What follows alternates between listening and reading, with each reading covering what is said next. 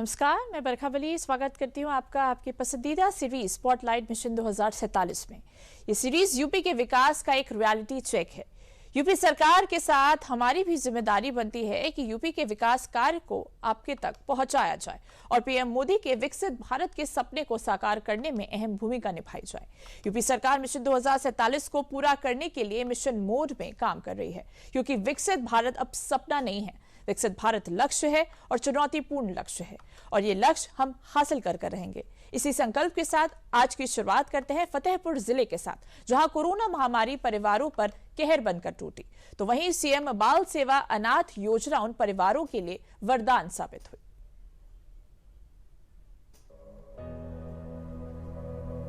तो 2021 में मेरे पापा कोविड-19 में ख़त्म हो गए थे। घर की स्थिति काफ़ी दयनीय थी। दीदी हमारी इतना ज़्यादा एज की थी नहीं, 12th करके तुरंत निकली थी। लग रहा था कि घर कैसे संभलेगा। 2021 में मेरे हस्बैंड को कोरोना हुआ था, उसी के दौरान उनकी डेथ हुई थी। छोटा वाला बच्चा मेरा 1 साल का था और बड़ा वाला 4 साल का था।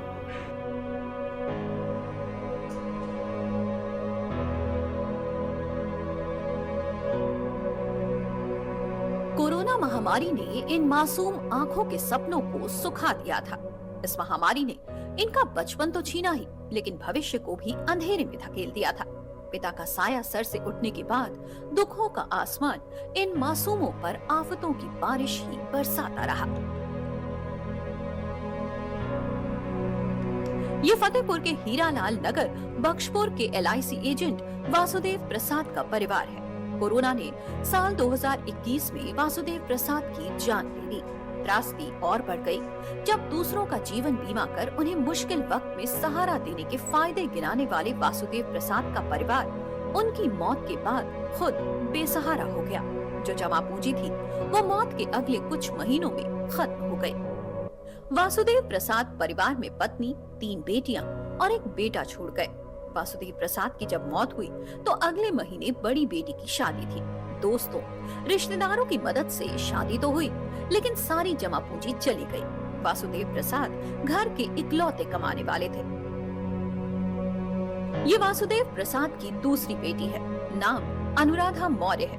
12वीं पास इस बेटी ने घर को चलाने का जिम्मा उठाया।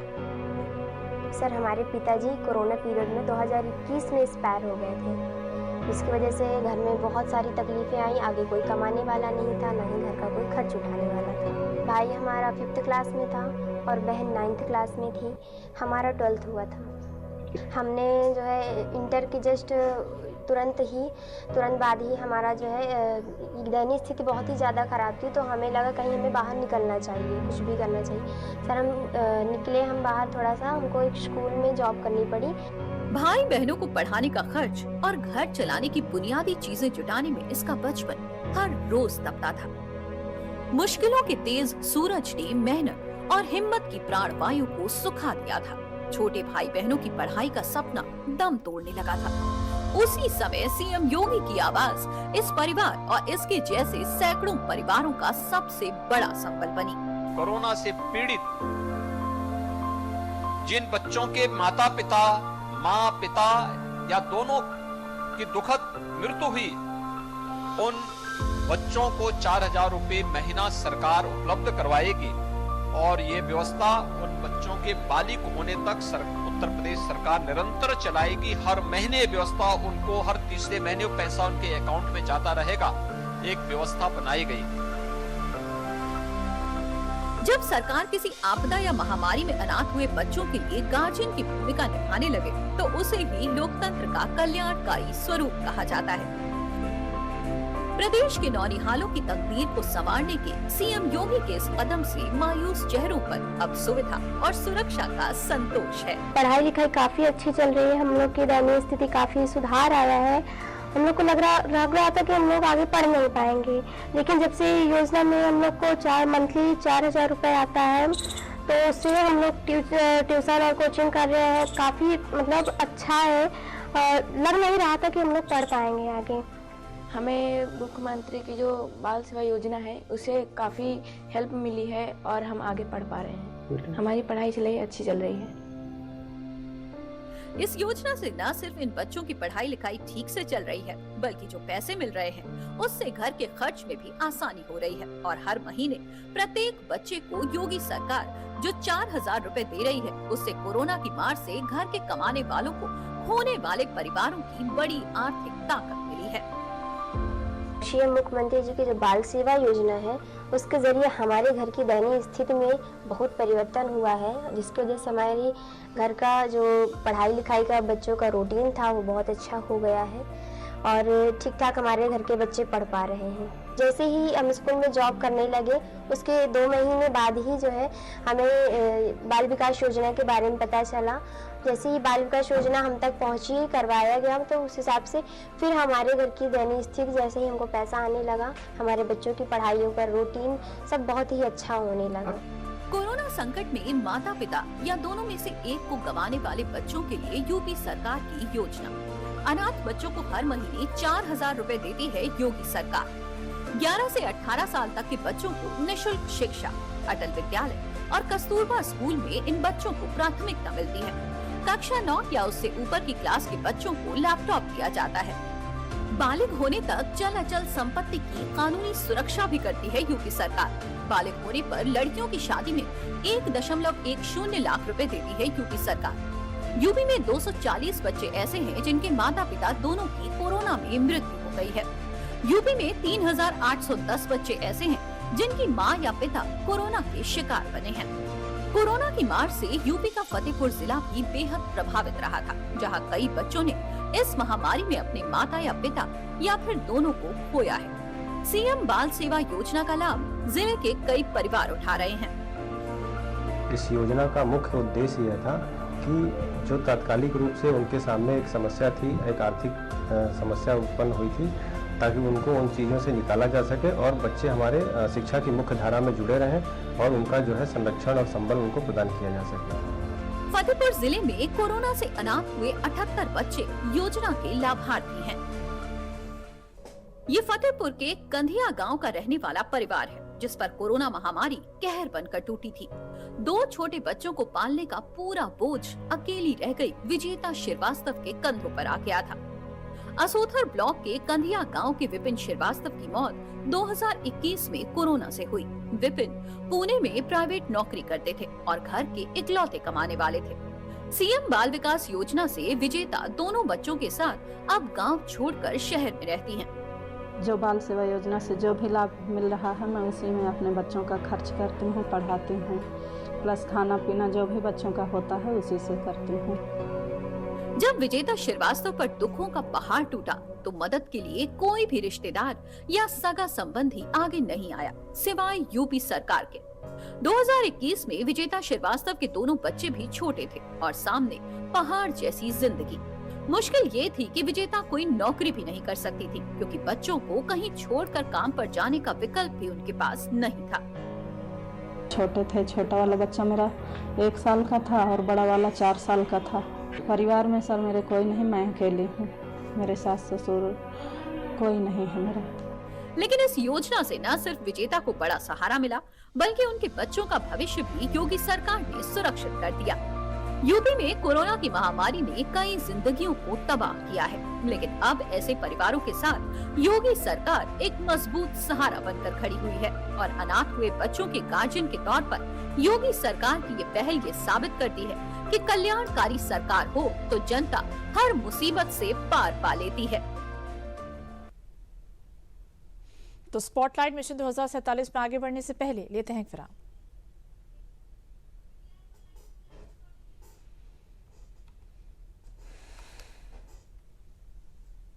सुनो, एक अच्छी इंश्योरेंस पॉलिसी एआई से पूछते हैं।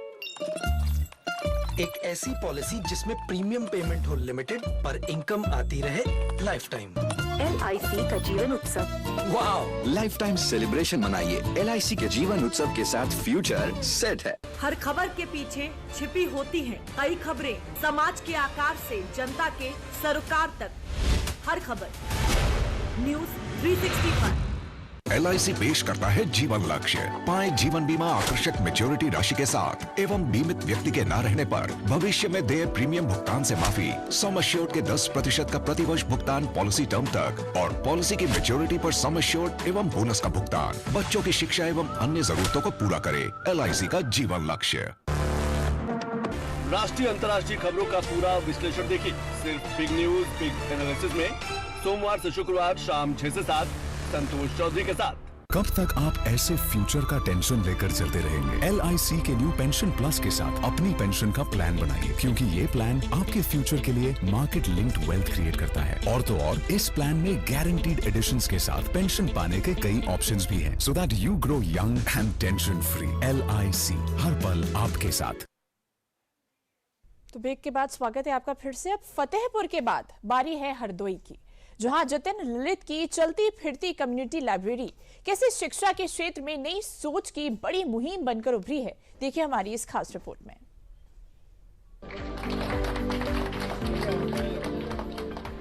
ये है उत्तर प्रदेश के हरदोई में चलती फिरती लाइब्रेरी, जो दूर दराज गांव के लोगों तक घर घर तक किताबें पहुंचाने का काम कर रही है।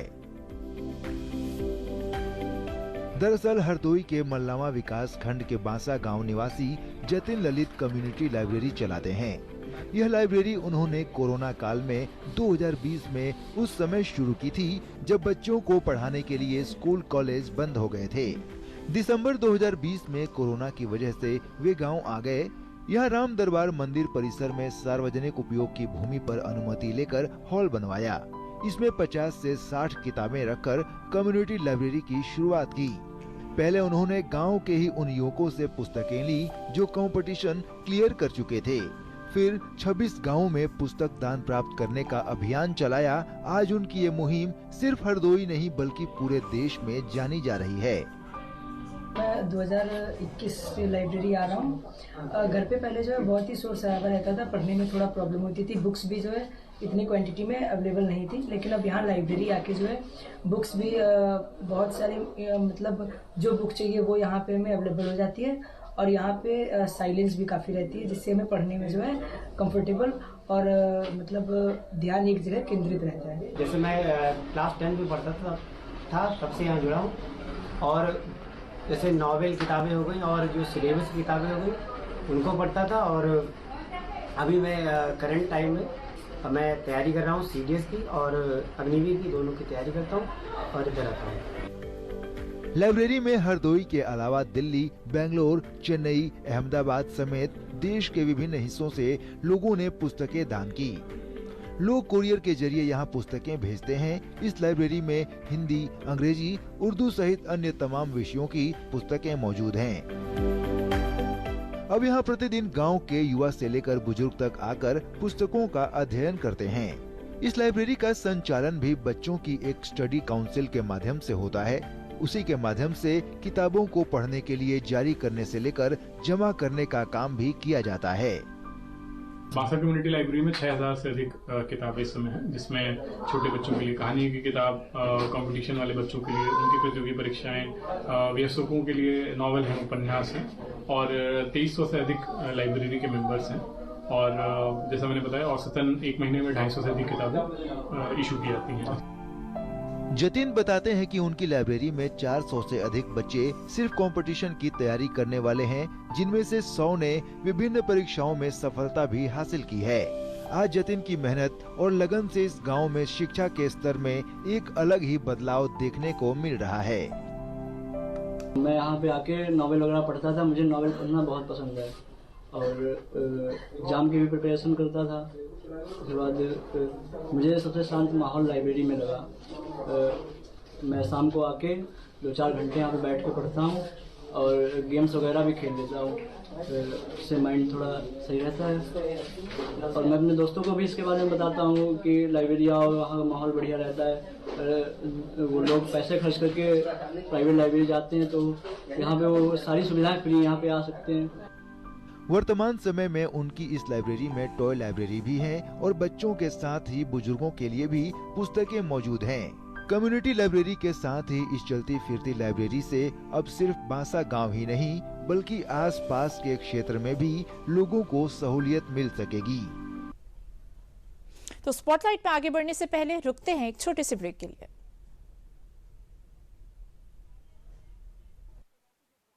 सुनो, एक अच्छी इंश्योरेंस पॉलिसी एआई से पूछते हैं।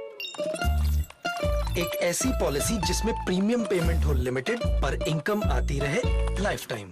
LIC का जीवन उत्सव। वाह, लाइफ टाइम सेलिब्रेशन मनाइए। LIC के जीवन उत्सव के साथ फ्यूचर सेट है। हर खबर के पीछे छिपी होती हैं कई खबरें, समाज के आकार से जनता के सरोकार तक।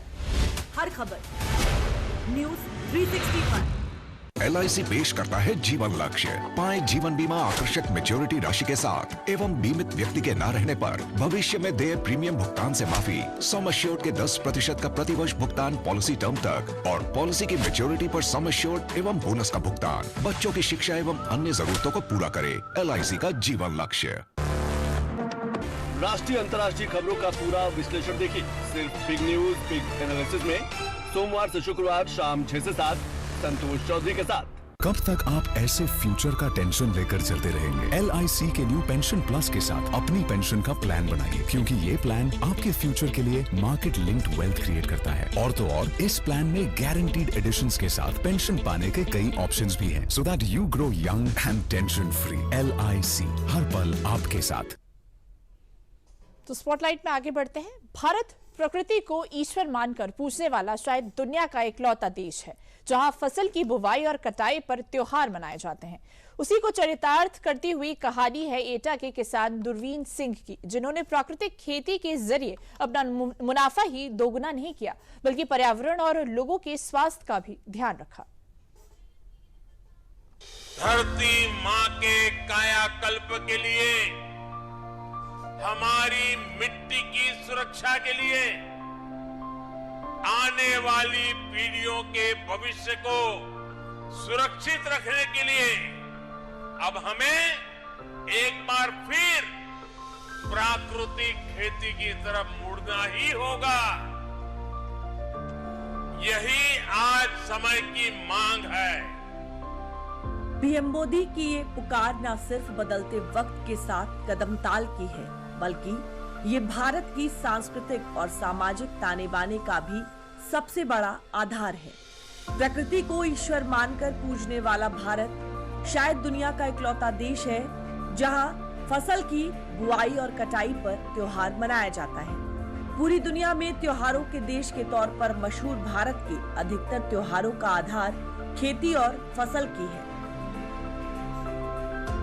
तब मैं देशवासियों से, खास करके मेरे किसान भाइयों बहनों से, विशेषकर मेरे छोटे किसानों को आज किसान दिवस पर आग्रह करूंगा कि आप प्राकृतिक खेती की तरफ आगे बढ़ें। प्राकृतिक खेती खर्च भी कम होता है, उत्पाद भी बढ़ता है। ये खेती का सबसे सस्ता तरीका है, सबसे सुरक्षित तरीका है और आज के विश्व में प्राकृतिक खेती से पैदा हुई फसलों की कीमत भी बहुत ज्यादा है। पीएम मोदी का ये आह्वान यूपी के सैकड़ों किसानों के लिए समृद्धि का वरदान बन गया है। ये है दुर्बीन सिंह, एटा जिले के किसान हैं। 20 बीघा की खेती है। अपने जिले में ये प्राकृतिक खेती के एक तरह से ब्रांड एम्बेसडर बने हैं। इनको देखकर जिले के कई किसानों ने प्राकृतिक खेती को अपनाया है। लेकिन एक समय था जब दुर्बीन सिंह के लिए 20 बीघे की खेती परेशानी की फसल उगा रही थी। दुर्बीन सिंह प्राकृतिक खेती से अब पहले की तुलना में 1.5 गुना मुनाफा कमा रहे हैं। मुनाफा इतना है कि अब दुर्बीन सिंह 30 बीघे जमीन पट्टे पर लेकर प्राकृतिक खेती कर रहे हैं। प्राकृतिक खेती में रासायनिक उर्वरकों और कीटनाशकों का इस्तेमाल नहीं होता, जिससे लागत 30 से 40% कम हो जाती है। प्राकृतिक उत्पादों की मांग बढ़ने से किसानों को बेहतर दाम भी मिलते हैं। केंद्र और राज्य सरकार की national mission on natural farming योजना के तहत ट्रेनिंग सहित कई सहायता देती है। मैं कई वर्षों से नेचुरल फार्मिंग कर रहा हूँ और नेचुरल फार्मिंग और जो पेस्टिसाइड की फार्मिंग है उसमें थोड़ा सा अंतर आता है पैदावार में, परंतु उसके रेट इतने हमें हैवी मिलते हैं, लगभग दूने रेट हमें मिल जाते हैं। एटा की मिट्टी और मौसम ऐसा है कि यहाँ पर धान और गेहूं की खेती ज्यादा होती है। दूरबीन सिंह जब केमिकल वाले फर्टिलाइजर डालते थे तो यही फसल उन्हें मुनाफा कम और परेशानी ज्यादा देती थी, लेकिन प्राकृतिक खेती अपनाने के बाद अब उनकी फसल और उसके बाई प्रोडक्ट दोनों से उनका मुनाफा कई गुना ज्यादा बढ़ गया है। जैसे हम बंसी गेहूँ करते हैं, बंसी गेहूँ का अगर हम दलिया बना के बिक्री करते हैं तो 120 रुपए किलो बिकता है। मेरे पास ये दलिया भी है, देखो ये बंसी गेहूँ का दलिया है और ये 120 से 140 रुपए किलो बिकता है। बासमती 1886 उसका चावल 120 रुपए किलो बिकता है और साधारण चावल का साधारण जो धान है सुगंधित धान उसका मुश्किल से चावल 45-50 रुपए किलो बिक पाता है जो पेस्टिसाइड का। दूरबीन सिंह एटा जिले में अब अकेले नहीं है। केंद्र सरकार तो किसानों की आय दुगनी करने और प्राकृतिक खेती को बढ़ावा देने के लिए कई योजनाएं चला रही है। यूपी की योगी सरकार भी लगातार नेचुरल फार्मिंग को बढ़ावा देने के लिए कई योजनाएं चला रही है, जिसका फायदा पूरे यूपी में दिख रहा है और एटा में नेचुरल फार्मिंग वाले किसानों की संख्या अब हजारों में पहुंच गई है। केंद्र सरकार की national mission on natural farming योजना के तहत एटा में 21 क्लस्टर बने हैं। हर क्लस्टर में 50 हेक्टेयर भूमि और 125 किसान शामिल हैं। अभी पूरे एटा में 1050 हेक्टेयर भूमि पर 2650 किसान प्राकृतिक खेती कर रहे हैं। एटा में फल सब्जियां, तिलहन, दलहन और मोटे अनाज भी नेचुरल फार्मिंग से हो रहे हैं। और एटा में अभी उत्तर प्रदेश सरकार के द्वारा निःशुल्क दलहन, तिलहन, मिनी किट भी उपलब्ध कराई गई हैं, जिससे यहाँ पर इसका क्षेत्रफल बढ़ने की पूर्ण संभावना है। जो माननीय प्रधानमंत्री जी ने कृषि अवसंरचना निधि की बात कही है और उसका ढांचा और उसका विकास की बात कही है, इसका प्रत्यक्ष रूप से एटा को भी फायदा मिलेगा। पीएम मोदी ने प्राकृतिक खेती के जिस मिशन की शुरुआत की है उसको देश के सबसे बड़े राज्य यूपी ने पूरी तरह आत्मसात किया है। योगी सरकार लगातार ऐसी योजनाएं चला रही है जिससे प्राकृतिक खेती को बढ़ावा मिल रहा है और यूपी में 1 लाख एकड़ से ज्यादा जमीन पर आज प्राकृतिक खेती हो रही है।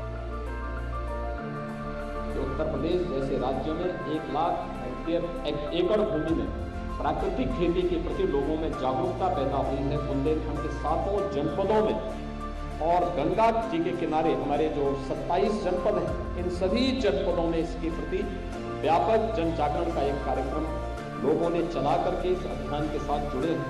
इसके परिणाम अच्छे आएंगे, बशर्ते हम सब अपने मिशन से पीछे न हट करके इस अभियान को सफलता की नई ऊंचाई तक पहुंचाएं। उत्तर प्रदेश ने प्राकृतिक कृषि बोर्ड का गठन कर दिया, हम इन कार्यक्रमों को आगे बढ़ा रहे हैं। सभी कृषि विज्ञान केंद्रों को इसके साथ जोड़ा है। प्राकृतिक खेती से जो उत्पाद आएगा, इस वर्ष हम लोगों ने इसको देखा कि वास्तव में केमिकल फर्टिलाइजर और पेस्टिसाइड का उपयोग करके कितना उत्पाद आएगा और गौ आधारित प्राकृतिक खेती से कितना उत्पाद आता है, इसकी तुलना करो। अब आश्चर्य करेंगे कि उत्पाद में अंतर नहीं है, लेकिन लागत में अंतर है। 1 एकड़ में 12 से लेके 15,000 रुपए की बचत हो सकती है और 12 से 15,000 की बचत इस बात को बताती है कि किसान की लागत, जो प्रधानमंत्री मोदी जी ने कहा कि किसान की आमदनी को दोगुना से अधिक करने के लिए हमें क्या करना है? लागत को कम करना है, उत्पादकता को बढ़ाना है। प्राकृतिक खेती के सिर्फ एक ही फायदे नहीं है, इसके फायदे भी अनेक हैं। केमिकल वाले कीटनाशकों और फर्टिलाइजर के इस्तेमाल से जमीन भी खराब होती है और स्वास्थ्य भी, जबकि प्राकृतिक खेती से प्रकृति को भी बहुत फायदा होता है। वैज्ञानिकों की माने तो प्राकृतिक खेती की उपज में 17 अहम पोषक तत्व मौजूद रहते हैं जो शरीर के लिए बेहद जरूरी है। प्राकृतिक खेती से मिट्टी की सेहत सुधरती है और जल स्तर भी नियंत्रित रहता है। नदियों के आसपास प्राकृतिक खेती होने से नदियों में प्रदूषण भी कम होता है। सिंथेटिक उर्वरक और कीटनाशक नदियों में प्रदूषण के मुख्य कारण हैं। रासायनिक उर्वरकों से निकलने वाले नाइट्रेट नदियों के पानी में ऑक्सीजन की कमी के कारण बनते हैं। प्राकृतिक खेती में ताकत है प्रदूषण कम करने की। यही कारण है कि योगी सरकार ने यूपी में गंगा नदी के किनारे लगे जिलों में प्राकृतिक खेती को बढ़ावा दिया है और गंगा नदी के तटवर्ती जिलों में ये योजना चल रही है। यूपी में गंगा के किनारे वाले 27 जिलों में नमामि गंगे योजना चल रही है। योजना में नदी के दोनों तरफ 5-5 किलोमीटर तक सिर्फ प्राकृतिक खेती ही हो रही है। यूपी सरकार गंगा के अलावा बाकी नदियों के किनारे बसे जिलों का क्लस्टर बना रही है। पूरे यूपी में कुल 1886 क्लस्टर बन रहे हैं। इस योजना पर 270.62 करोड़ खर्च होंगे। इस बार के यूपी बजट में national mission on natural farming के लिए 124 करोड़ रुपए आवंटित हुए हैं। दरअसल एक समय था जब भारत में गो आधारित कृषि होती थी और रसायनों का इस्तेमाल बिल्कुल नहीं होता था। भारत में खेती का इतिहास हजारों साल पुराना है, जबकि रासायनिक फर्टिलाइजर और कीटनाशकों का इतिहास करीब 80 साल पुराना है। 1948 में मलेरिया और टिड्डी नियंत्रण के लिए डीडीटी और बीएचसी जैसे कीटनाशकों का आयात हुआ। साल 1952 में पहली बार कोलकाता के पास बीएचसी उत्पाद के लिए पहला प्लांट लगाया गया। 1960 में हरित क्रांति के साथ खेती में केमिकल का इस्तेमाल बहुत बढ़ गया। हरित क्रांति के समय देश को खाद्यान्न उत्पादन बढ़ाने की बेहद जरूरत थी, इसलिए उच्च उपज देने वाली किस्मों के साथ केमिकल का इस्तेमाल बढ़ा। लेकिन हरित क्रांति के बाद जब देश पर खाद्यान्न संकट हट गया, उसके बाद खेती में केमिकल के इस्तेमाल को रोकने पर ध्यान नहीं दिया गया। समय बीतते बीतते पेस्टिसाइड्स का इस्तेमाल खेती में इतना हो गया कि उसको बदलने के लिए पूरे इकोसिस्टम में आमूलचूल परिवर्तन की जरूरत थी। साल 2014 में सत्ता में आने के बाद पीएम मोदी ने प्राकृतिक खेती को बढ़ावा देने पर काम शुरू किया। इसके लिए उन्होंने किसानों की आमदनी बढ़ाने और लागत घटाने के लिए कई योजनाओं को भी शुरू किया और इस लड़ाई में सरकार किसानों की साझेदार बनी। साल 2025 में आई पीएम धन धान्य योजना प्राकृतिक खेती के लिए गेम चेंजर साबित होने वाली है। पीएम धन धान्य कृषि योजना की प्रेरणा वही आकांक्षी जिलों का मॉडल है। इस योजना के लिए 100 जिलों का चयन बहुत सोच समझकर किया गया है। इस योजना में हम सरकार की 36 योजनाओं को एक साथ जोड़ रहे हैं। जैसे प्राकृतिक खेती पर राष्ट्रीय मिशन है, सिंचाई के लिए पर ड्रॉप मोर क्रॉप अभियान है, तेल उत्पादन को बढ़ाने के लिए तिलहन मिशन है। ऐसी अनेक योजनाओं को एक साथ लाया जा रहा है। अब प्रधानमंत्री धन धान्य योजना और दलहन मिशन ने भी किसानों में नई उम्मीद जगाई है। एटा में प्राकृतिक खेती की क्रांति लाने वाले दुर्बीन सिंह भी इस योजना को लेकर खासे उत्साहित हैं। और जो प्रधानमंत्री से जो स्कीम लॉन्च की है अभी धन धान्य योजना, वो हमारे लिए बहुत वरदान सिद्ध होगी। और अगर हमें इसका लाभ मिलता है तो हम नेचुरल फार्मिंग वाले किसान हैं तो काफी प्रगति कर जाएंगे। पीएम मोदी और सीएम योगी ने ठाना है कि देश को वापस प्राकृतिक खेती की ओर ले जाना है, ताकि न सिर्फ किसानों को इसका लाभ मिले बल्कि आम जनता और पर्यावरण को भी इससे मजबूती मिले। तो देखा आपने किस तरह से यूपी विकास की राह पर लगातार बढ़ता जा रहा है। स्पॉटलाइट मिशन 2047 में अभी के लिए मेरे साथ बस इतना ही। मुझे दीजिए इजाजत। नमस्कार।